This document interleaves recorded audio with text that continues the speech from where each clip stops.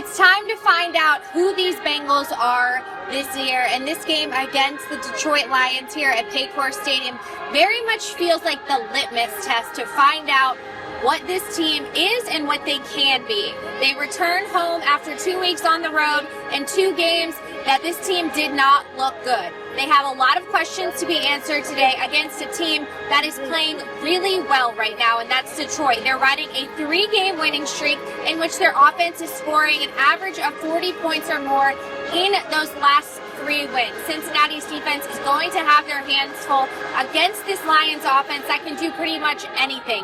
Jared Goff is playing very well at the quarterback spot right now, not turning the ball over, and they're doing an awesome job of protecting him up front. He hasn't been sacked in 3 games. They can also run the ball, which you could argue is the best part of that Detroit offense, and they have fantastic wide receivers that can spread the Bengals out. So the Bengals on defense have to play much better than they have in the last 2 games, but it all starts with stopping the run against the Lions. If they can do that, they can give themselves a chance.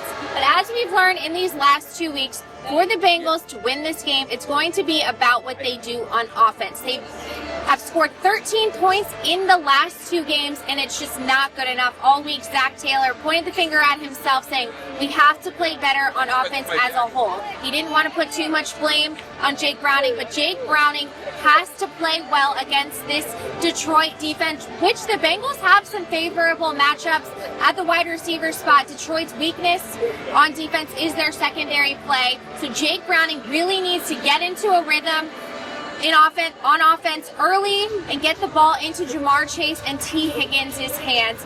It would be great to see the Bengals be able to get their run game going, but that's really only going to start if they can throw the ball. So look for the Bengals to have a bounce-back performance on offense, because if they don't, we are seriously going to have to start talking about if Jake Browning can continue to be the quarterback for this team for the rest of the season. But we will see what Browning can give this Bengals offense today here at home. All right, that's it for some pregame thoughts. Be sure to keep it at Cincinnati.com for all of your coverage of the Cincinnati Bengals.